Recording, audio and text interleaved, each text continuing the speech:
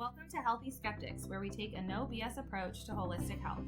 We're a mother-daughter duo who believe in redefining health by going beyond rigid protocols, detox fads, and restricted diets. Here, we dig deep into root causes, challenging traditional and holistic medicine, and talk about what really works in today's world to help you feel your best.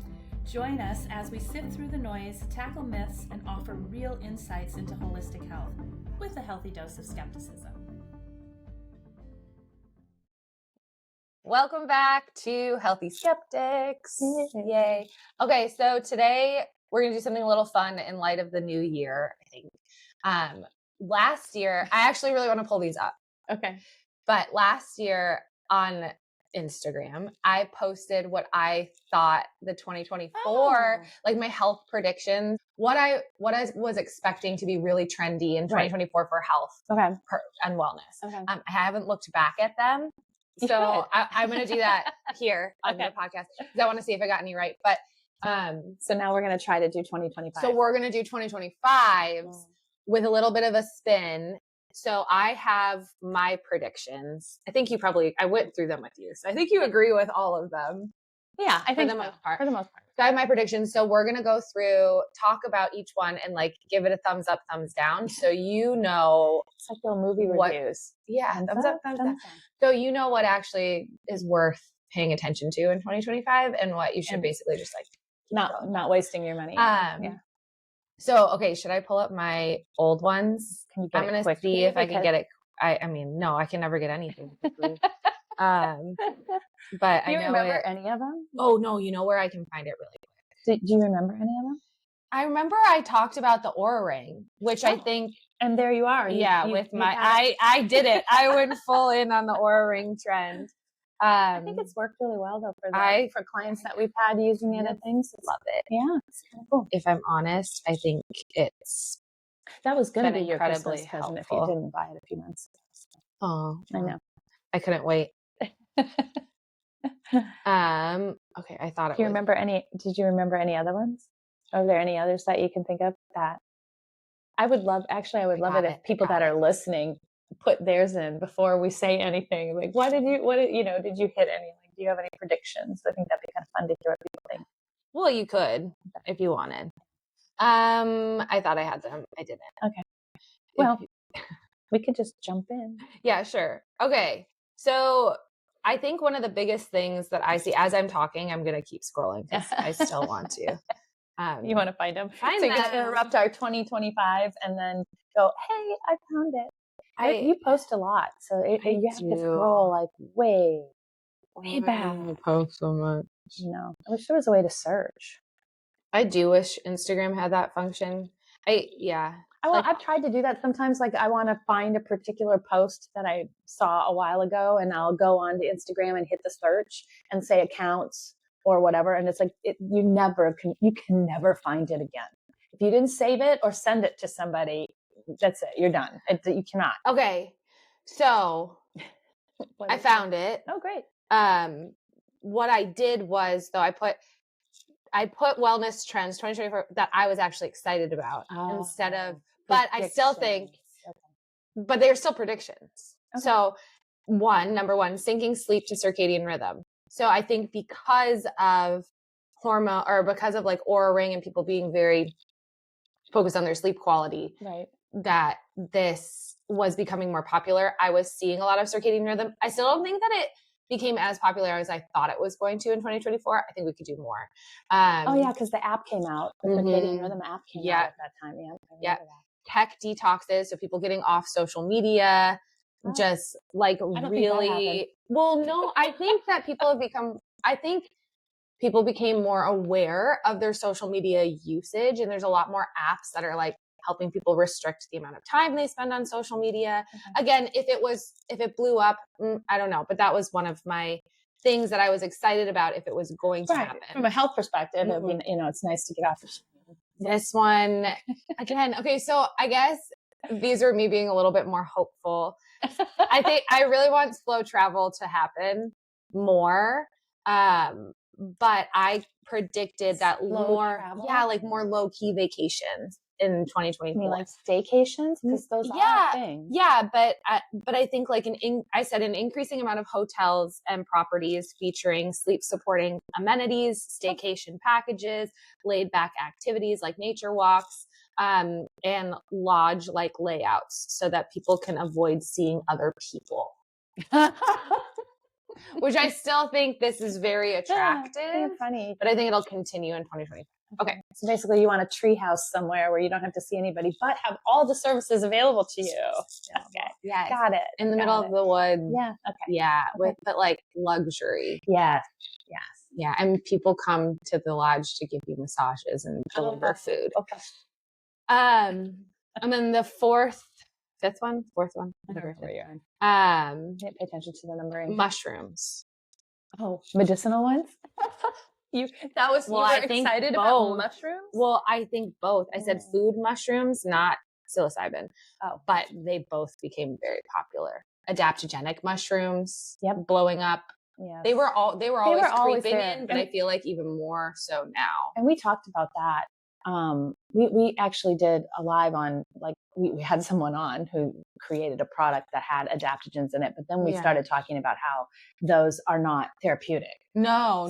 And there's a lot out there, but there are some that are therapeutic and can be really great. Chaga, reishi, lion's mane, but when they're already trendy, but putting it in the right amount. I was going to say, you still have to have a therapeutic dose. I still would like, I said this here, and again, I feel like I'm trying to make things happen that aren't happening, but I was like, I would like mushrooms like chanterelle, shiitake, enoki to start gaining more attention. Oh, so they'd be cheaper?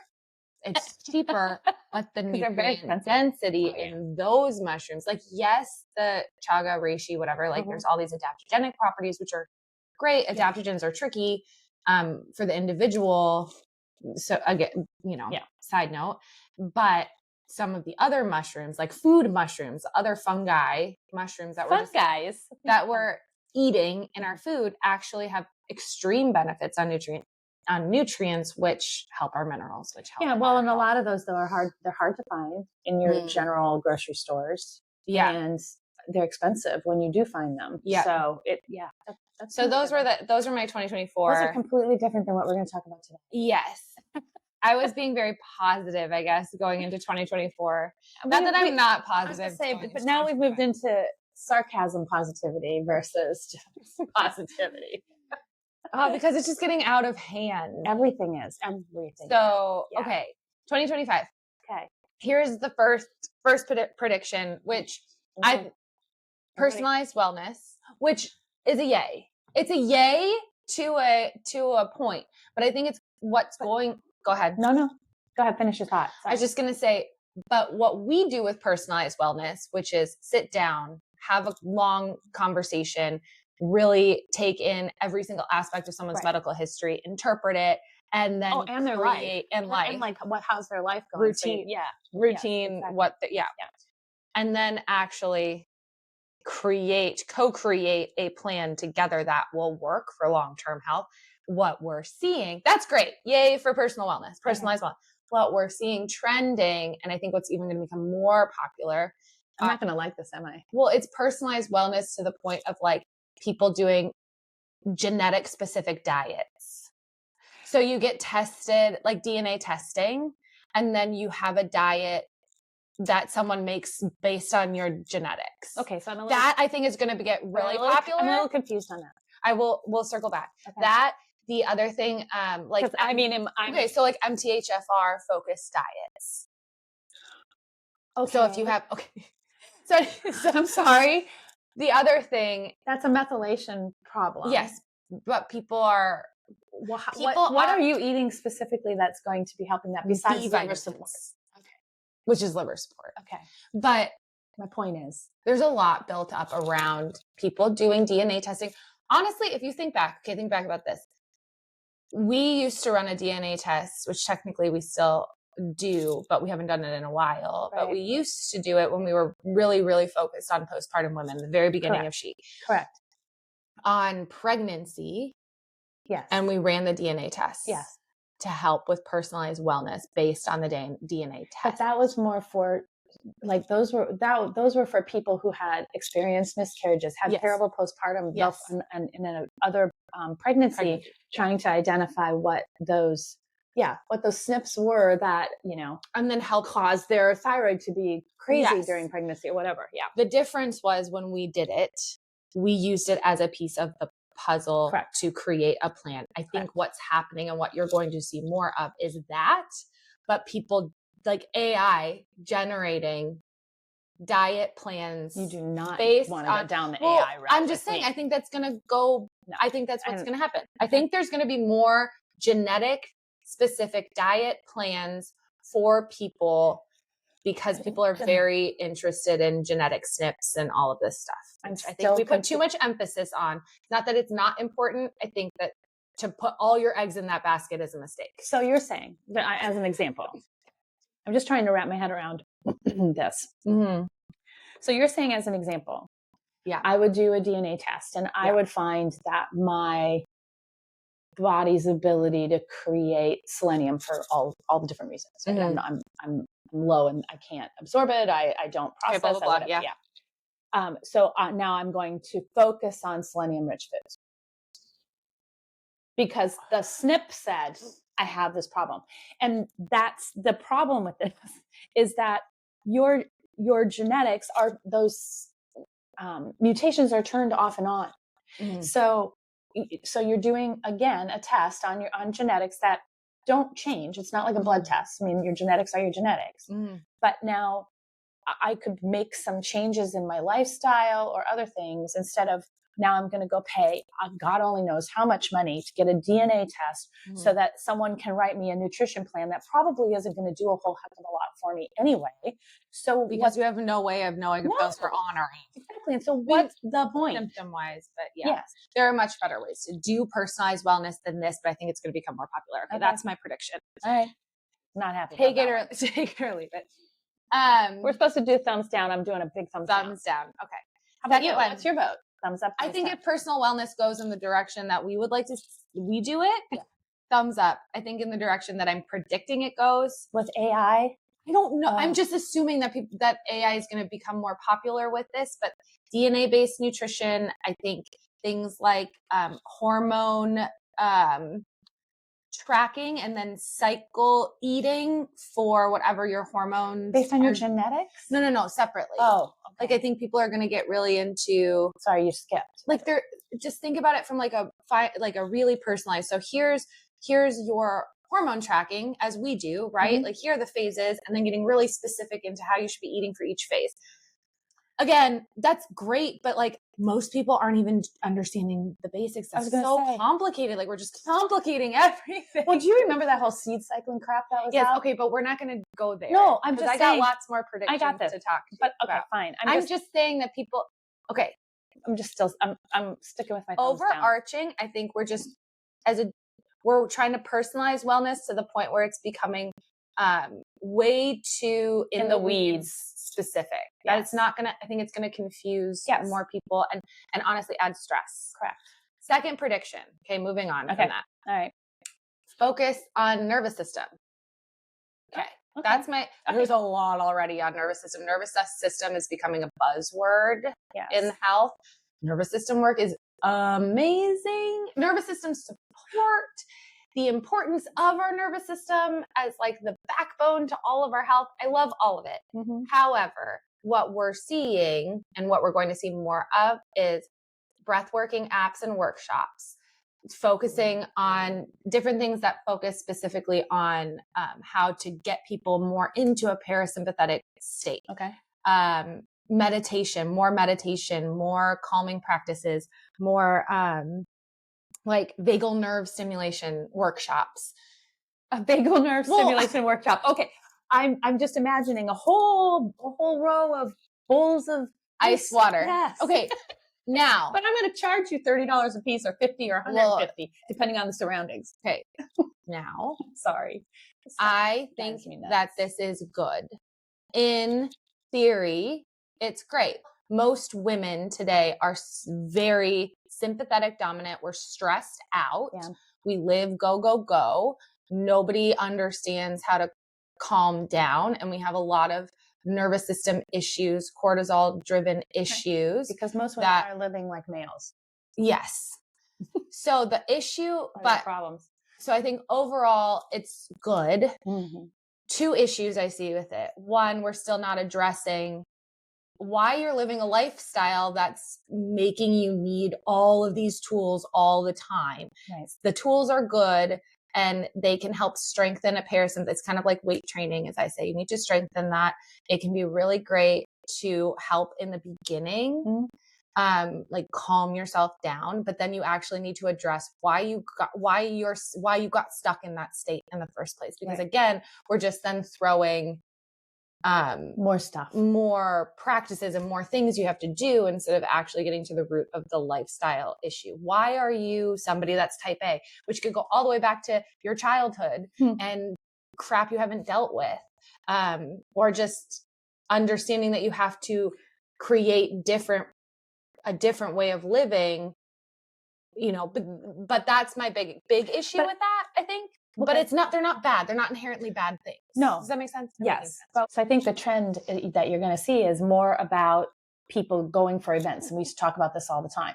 It was, self-care was go and get a massage or go on a spa weekend which those things are great. But it's like, if all you're doing is going to event after event, sound baths and whatever the meditation, heck else. Yeah, all that kind of stuff. And then you go right back into your same everything routine. Yeah. You're not doing yourself any favor. It's great for a moment. Yeah. But that doesn't long term, that does not help you. But I do think there are things that women are like, we don't even know how to breathe anymore. No one knows how to breathe. Well, that's what I'm saying. So there's a great book on that. Okay. Yes. But so there are really good things. And even when I teach nervous system support, I am giving tools because you need to calm down first. So you can even have the bandwidth to assess the lifestyle. And you need to strengthen that part of your nervous system. It's important. So I think that there's a place for it. I worry that like you said, people are just going to go to the thing and not actually change the reason why your nervous system got stuck in the first place. Okay. Next one. Oh, wait. Also, side note to that. I'm just kind of going to go sideways on that one. I'm going to give it a thumbs up. Okay. But side note to that, also, some people are stuck in a parasympathetic state. I think less people are stuck in a parasympathetic, but we see it where your body does get stuck from just you've been in a sympathetic for too long. Now you're stuck in parasympathetic. And these types of things that they're teaching, minus vagal nerve stimulation, that one could help. But some of the other calming practices, like the sound baths, the meditations, the, breathing workshops can really throw your nervous system more into parasympathetic and can make you feel worse. Right. So careful there. Understand where your nervous system actually is before you engage in any of these tools like this. Number 3, this one. Okay. It's a thumbs up for me, but whatever. Wow. You're getting really excited about number 3. This one. I don't even know. I don't know what she has on her list. Yes, I did. I went through them. Oh yeah. Like 4 seconds. Okay. Holistic menstrual care. I think that's going to get real popular in 2025. And I'm like the red tent kind of thing. I think just more talk about how like menstrual products even like that are more non-toxic. I think that's becoming more popular, and that's a good thing. We're getting way more options for that type of menstrual care, which I think is phenomenal. Well, I was going to say some of that is already, sometimes you can see the trends coming, like Target, right? Yes. Has a whole row of organic cotton tampons, for example. Tampons are not your friend. They are great for certain situational things. No, but I'm just saying. Let me tell. Okay, you have. Wow. I'm sorry. Side note. I was talking about this with a friend recently. I won't name the friend. I love her, but I won't. Okay. And we were talking about how we just like can't do tampons anymore. Like 35 can't do them. Like not because they're toxic or not toxic, but like they're actually uncomfortable. And I even got to the point where we had this long conversation where I used to wear cups. Yeah. I can't even do that anymore. Like this is so bad, but I'm like a free bleeder now. Like that, I can't put anything up there anymore. It's just always ends up super uncomfortable. And I'm like, is this, and she said the same thing. And I was like, is this a normal thing? Is this an aging thing? Or is this? Yeah, your anatomy does change a little bit. It's why, if someone's using barrier, a cup for birth control, for example, you have to get that sucker like refitted. No, not the ring. No, it's a cup. Think about your menstrual cup. It's like a menstrual cup. Only but I've tried different sizes. Yeah, I know, but it's not. They're still mass manufactured. They're not meant for everyone. Ooh. So some people that customized. You'd have to go in for an exam. Someone would have to fit it, measure it. Yeah, you'd have to have a variety. But I would do that like you do with varying methods for birth control. Well, so I would do that. Yeah. They should do that. Yeah. Hey, maybe we could do that. Because I just am like, I'm like, period panty, whatever. Like I just can't do anything up in. No, but it's not abnormal. Like that's something. So if you guys are also sitting there being like, when are we going to have products for people that don't like to shove things up there anymore? It makes the cramping worse if you have cramping. It can be uncomfortable. It moves, it shifts. It leaks because of those things. Like it's just. Well, they leak because of toxic shock syndrome a long time ago. They used to make tampons that you could put in there for a week and you wouldn't have a drop out. But I will say that those things are good for certain situations. They should be used in very short bursts. You know what I mean? Like, there's a swim party I want to go to, or something like that. Yes, I can. Yeah, I can. But do that it's not. But like, who's doing that on their period? Just be like, I'm on my period. I'm not getting in the water. No, but I agree. I'm just saying, there are situations. Work in the water every day. Yeah, I would need to do that. But it's just. As a general rule, organic cotton or not, or whatever, non-toxic, it's still, introducing things. Yeah, that shouldn't be there. I would like to see an improvement, but if this becomes a trend of more product availability, I will be very happy. And if anyone wants to take our $1 million idea and start a clinic where you're measuring people for customized things, I'll be there. We'll be there. Okay, next trend. This is a huge prediction. Again, seeing this coming. Again, I think, so I give thumbs up, by the way, to holistic menstrual health. Okay, I'm just going to say I give a thumbs up on that whole deal just because of the awareness. Yes. That's all of the things we don't ever talk about. So I think that can be really great. Okay, this next one, blood sugar and metabolic health. This is becoming popular and getting really popular in 2025. So important. I am blood sugar queen. Yes, you are. Metabolism queen. It is very important. It is the thing. Like if you focus on metabolic health, that's it. Metabolism is quite literally how we take the food that we eat and turn it into energy for our body to use for everything. So when you have dysfunction symptoms in the body, it's so important. Yes. Okay. Saw you talk about it. Yes. Yeah. I have a whole program on metabolic health. You do. It is a foundation that is so important. So I am excited and happy, and we're all talking about it, and we're talking about blood sugar. But the trend, this is how I see the prediction going in 2025. Are you going to talk about CGMs? More blood glucose monitors.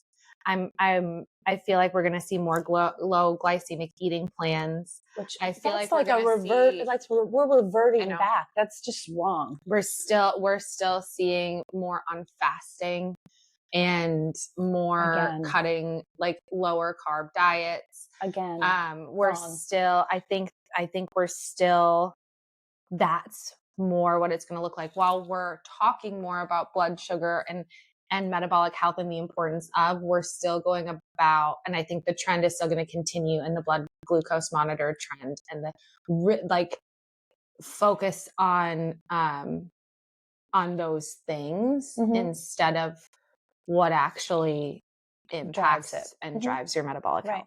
Because it's so interesting. So especially, looking at it from a female perspective, right? We're still so tied to diet culture, and anything we hear perks our little ears up when they say, eat less. Don't do this. Take away carbs. All those things still are part of our psyche. Hopefully the kids that are like 4, 5, and 6 right now are not going to have this problem. They are. Not if we can get rid of this kind of crap. They are. I mean, they are. They are. Like, this is a big, but this whole trend. And then you have people out there talking about, I'm all about metabolic health, but buy my product. Oh, which, by the way, I'm not telling you I'm selling one. But it's you mean buy my product being and the blood, that could be a whole nother.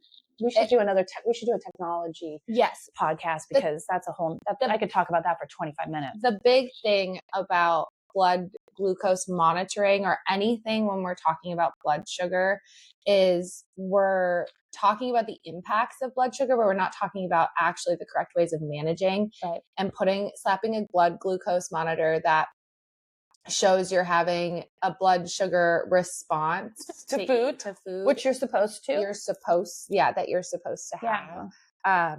Or it's measuring the fact that you are sensitive to carbs. But again, all that's doing is what's your solution? If you see that, it's just remove the carbs, which is not helping. Right. There is a reason why your body's not responding well to carbohydrates. And there's a very clear and simple way. It takes some time but there's a very clear and simple way to start to improve that. I am like case in point to this, where I spent 10 years on and off low carb diets. It took me 3 years to, and not only like mentally heal my relationship with carbohydrates, but to heal my body and make my body able to use them efficiently and have them be extremely helpful. And now a very large part of it's the biggest part of my diet is carbohydrates. So it's just not the right way to go, because blood sugar, you could have the perfect diet too. That's not that your monitor is not showing any response to food, but you're having blood sugar spikes. Now what? Well, because we're not actually addressing what causes blood sugar spikes. Sorry. Okay. Go ahead. No, all I was going to say is, like most of the things we talk about, there are either nuggets of truth in something, or there's a way that they are helpful, or there was a way that they were developed in order to be helpful. And then people see an opportunity to make a product to make money, which, okay, yay, capitalism, but this one in particular, you think about people who are true diabetics, either type 1s or type 2 diabetics that become diabetic through life. That having to stick your finger 3 or 4 times a day is very painful. And these came from continuous monitoring for those people who have to manage their pancreas doesn't especially work. Type 1. You have to manage 100%. your insulin. Yes. Like you have to know what's going on. And so that's where this started, was to give someone a continuous monitoring and then attached to a pump, so that they weren't sticking themselves with needles and having to test. Then it blew up into, well, everybody should wear one. Crazy. There's a very popular doctor right now, Dr. Casey Means. I'm just going to say it. Okay. And she's out there on she's functional medicine. She's on every single functional medicine-ish. Anyway, she's blown up. Maybe you've seen her. And she talks, her big thing is metabolic health, and she's in front of the Senate and all the things. Yep. And it's great. And she talks and you're like, okay, finally, maybe it's becoming more mainstream to talk about this, because she was a Stanford doctor and all the things. She has a large tech company that produces blood glucose monitors. Yeah. So when you think about her out there promoting metabolic health, well, she's actually promoting her product. Millions on blood glucose monitoring. Not saying that her information is bad, but some of her information is some of it, but it's not saying like the awareness of metabolic health is bad. It's just we're not going about it in the right way. So again, here's a trend where I would love metabolic health. Again, 90-something% of people have a dysfunction with metabolic health, and it's so important we focus on it. If my prediction is correct, we're still going to be focusing on it through monitoring, glucose monitoring and carbs. And Okay. I just think that's the wrong way to do about it. it. So, okay. So really thumbs down. So really thumbs down, I Yeah. guess. Okay. You went from being really excited Well, about I'm this. excited about awareness. I'm excited that more people are talking about metabolic health. Okay. All these things are good for awareness. Okay. Here we go. Number 5. Targeted probiotics for mental health. Mental health is going to be still talked about. Good. We're so lacking. Yes, but I think mental health nutrition. So again, nutrition plans that focus on anxiety and depression, and specifically, I see a trend for probiotics for mental health because more people are talking about the gut-brain axis. And so we're going to start throwing probiotics, and you're going to see a lot more advertising for probiotics that help with anxiety, depression, etc. More probiotics that are going to help. So again, grain of truth. Mm-hmm. There have been discovered some specific strains in our microbiome mm-hmm. that are connected to our neurotransmitters. Mm-hmm. Of course, the majority of our neurotransmitters are made in our gut, but it's not just about the probiotic. Like, again, these are all things where it's good. It's good if there's. It's a good your gut health absolutely impacts your mental health. Probiotics aren't going to do most probiotics, and especially the ones that are going to glom onto this marketing. Yes, and it's going to be marketing. It's going to be a lot of marketing. For it. Are not going to even make it past your stomach acid to do anything. Or they'll tell you that they've coated it in something that will make it past your stomach acid. Like seed probiotics does that, yeah. But it doesn't. But anyway, not a thing. But besides that, you throwing probiotics at anything without knowing mm-hmm. what your balance is and mm-hmm. what's going on mm-hmm. is going to continue to keep you in an imbalanced state, which mm-hmm. doesn't help the functioning mm-hmm. of your microbiome. Yeah. And there's something absolutely to be said about gut health and anxiety and how to eat to support anxiety and depression. There's a lot on depression specifically that is coming from a mineral depletion. Right. So as far as food is concerned, we can do a lot there with nutrition. Same with anxiety. Anxiety is usually coming from somebody that's stuck in a sympathetic dominant state. And so how that's impacting your body, your gut, is that stress, that constant release of cortisol is going to impact how your body breaks down and absorbs food and nutrients. Right. It's going to impact your gut microbiome. It's going to change the bacteria and the diversity of. You may end up with overgrowth and pathogens, and that absolutely is going to affect and drive more anxiety and more mental health issues. So it is deeply connected, but like I said, the actual prediction that I'm seeing is marketing around probiotics for mental health. And that's a thumbs down for me. Big time. Please avoid all probiotics in 2025. No, unless you're working with someone specifically. Yeah. So that's it's interesting. The trends that we talk about, a lot of times it's the same product that was there a year or two ago that all they're doing is remarketing. Yeah. So it's, be careful. I guess it's just kind of, pay attention to the claims. Okay. I have 2 more. Okay. Empowered aging. This is the next one. This is the one I'm like, you said this and I was like, okay, what is that? So I think more people want to age well, longevity, but also look better in a more holistic, natural way. And then on top of that, menopause. So I think there's going to be a lot more products for menopause. The population is aging. Yes. So that would be a good trend. Yeah. But less from menopause is so, and I think perimenopause that's even more so. Those 2 things, just like everything about a woman's cycle, like everything about a woman's cycle, from pre-puberty to postmenopausal, we do not have accurate information. We are not taught what is supposed to happen, why it happens.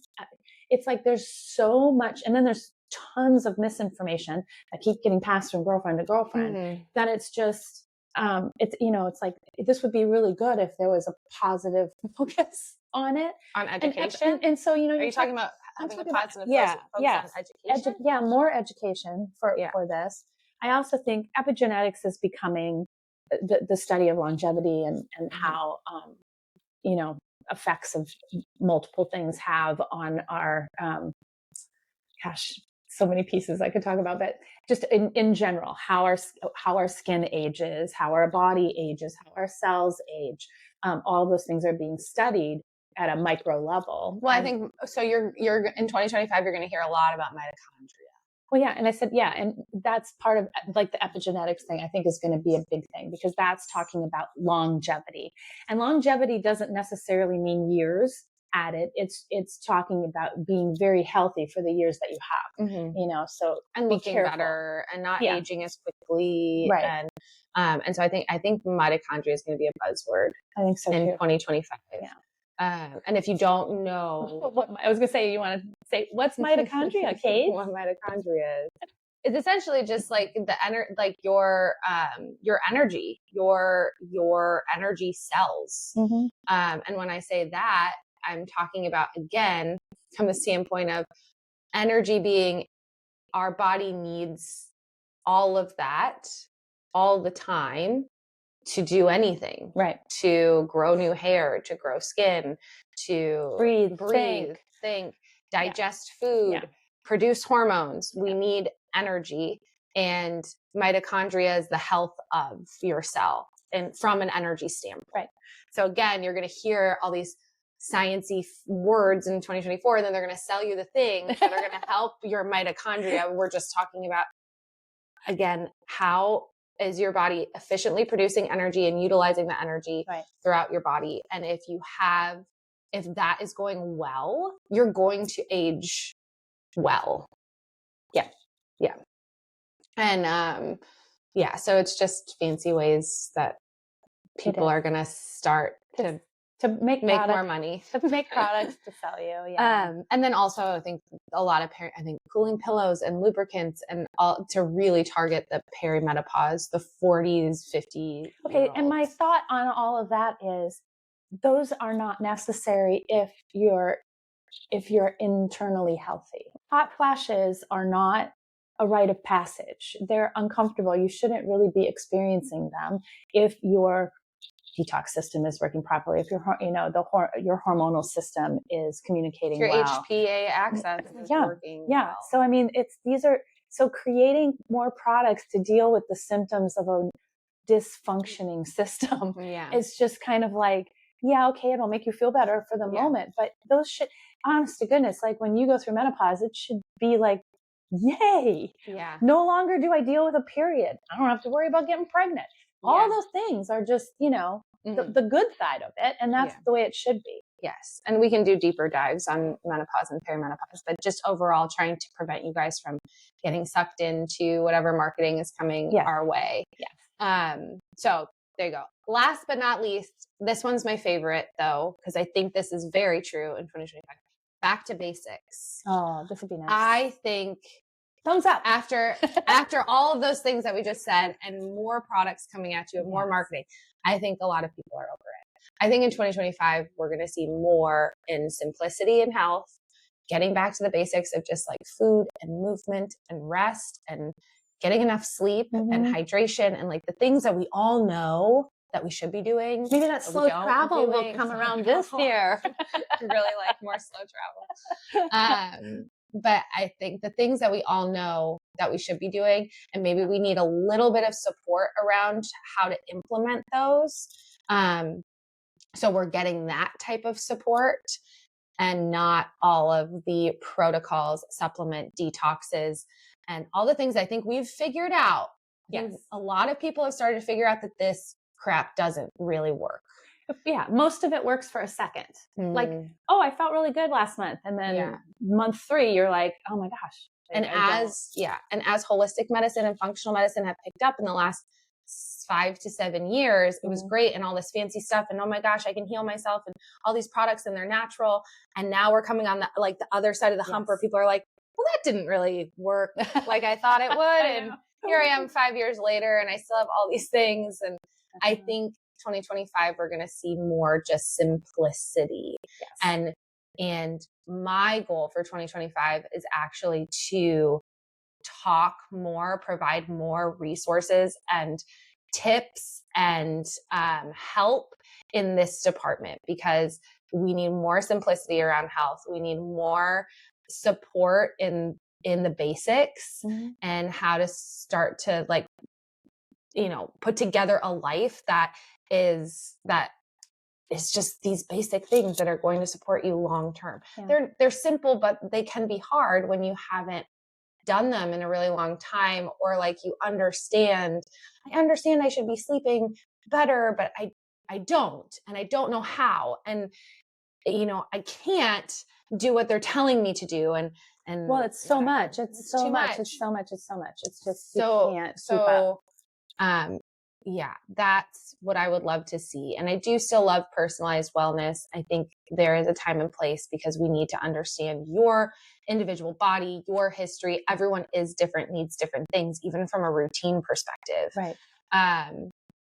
Everyone's body is going to, need.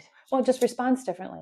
Responds differently, but your life is not the same as your neighbor's life. Exactly. And what worked for her isn't necessarily going to work for you for that reason. Some personalization in that support, but it should still be back to these basics and getting rid of all the detoxing and the supplementation and all the products and the marketing and all the stuff that we're starting to learn is just stuff. Trendy nonsense. So that's a yay for me. And I hope we see more of that in 2025. I'm going to try to usher that in more. That's my goal. More for 2025. More basics for 2025. I like that. So those are our predictions. Let us know what you think. If you, you said at the beginning, if you have any predictions that you think I would love to hear. Let us know. I'd love to hear what your predictions are. Also like to hear your opinions on the predictions that we have. Yeah. And then we'll circle back at the end of 2025 and see what happened. Because obviously my 2024 predictions, besides the Oura ring, I got this one right. And I think I still, I want to make more slow travel happen. I want to make mushrooms happen. Food mushrooms. Food mushrooms. She wants to make food mushrooms happen. We just want to always got to clarify that. Well, you know what? Because there's a whole 2025. We're going to see more mushrooms. I think people so, because microdosing a lot. They are, and there's a lot of benefits to that if done correctly for the right reason. No, I'm saying what? Yeah, you want it? Yes. I'm saying that for people whose brain is stuck, like in a PTSD situation. Well, we don't need to talk about I'm just saying there are things that are really good, that are really showing to be very helpful in certain populations of people. But just like everything else, it's like, oh, well, I can make lots of money off of getting mommy down the street to microdose some mushrooms. Well, I know, but that's the thing, right? Oh, it's so popular in Europe right now. It's so, It's okay. And then, 20 years from now, when people have a certain set of problems, they're going to trace it back to this is what you were doing 20 years back. Yeah. So, anyway. All right. So that's a whole nother topic. Yes. So that's our predictions for 2025. Thanks for listening. And we'll see you next time. Okay.